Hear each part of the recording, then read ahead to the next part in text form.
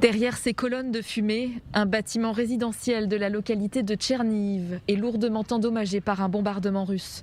Les bilans les plus alarmistes estiment que plus d'une trentaine de personnes auraient été tuées. Dans cette même ville située à la frontière avec la Biélorussie, ce dépôt de carburant a lui aussi été touché, provoquant d'importantes fumées noires. Les réservoirs contiendraient 5000 mètres cubes de gazole. Au 8e jour, l'armée russe intensifie son offensive après avoir pris sa première grande localité ukrainienne, Kherson, près de la péninsule de Crimée, dans le sud du pays.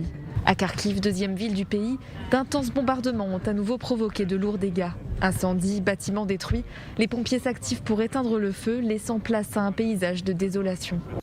À Mariupol, grand port ukrainien de la mer d'Azov, prisé par les Russes arrivant du Donbass et de la Crimée, le maire accuse la Russie de chercher à imposer un blocus comme à Leningrad, empêchant les évacuations et l'approvisionnement de la ville. Malheureusement, des infrastructures essentielles ont de nouveau été endommagées. Nous sommes à nouveau sans électricité, nous sommes à nouveau sans eau, nous sommes toujours sans chauffage. Conséquence de cette situation particulièrement tendue, le président ukrainien estime qu'il doit s'entretenir avec son homologue russe pour stopper la guerre.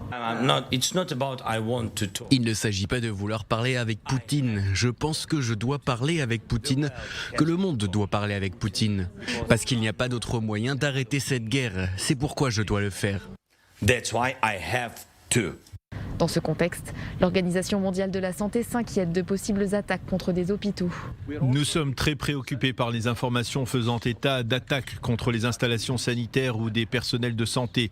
Nous avons reçu plusieurs informations non vérifiées faisant état d'attaques d'hôpitaux ou d'infrastructures de soins. Le caractère sacré et la neutralité des soins de santé, y compris des travailleurs de la santé, des fournitures, du transport et des installations pour les patients, ainsi que le droit à un accès sûr aux soins, doivent être respectés et protégés. Conséquence, Israël a annoncé envoyer un hôpital de campagne en Ukraine pour aider les équipes médicales sur place. En parallèle, de nouveaux pourparlers ont eu lieu ce jeudi. Réunis à la frontière polono-biélorusse, les délégations ukrainiennes et russes ont convenu de la mise en place de couloirs humanitaires pour évacuer des civils.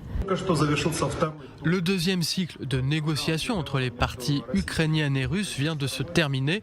Malheureusement, nous n'avons pas obtenu les résultats escomptés. La seule chose que je peux dire, c'est que nous avons discuté des aspects humanitaires de manière suffisamment détaillée, car de nombreuses villes sont encerclées à présent. La situation est dramatique en ce qui concerne la nourriture, les médicaments et la possibilité d'évacuation. D'autres discussions devraient avoir lieu prochainement.